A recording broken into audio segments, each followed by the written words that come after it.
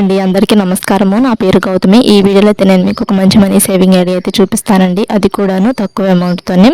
And కొంతమంది comments అయితే చేస్తున్నారు, దాచుకున్న డబ్బులని వాటికి అయిపోతున్నాయి, అలా కాకుండా దాచుకున్న డబ్బులు ఎలా ఉంచుకోవాలని చెప్పేసి అయితే కామెంట్స్ చేస్తున్నారు కదండి. అలాంటి వాళ్ళ కోసం అయితే ఈ వీడియో అయితే చేస్తున్నానండి.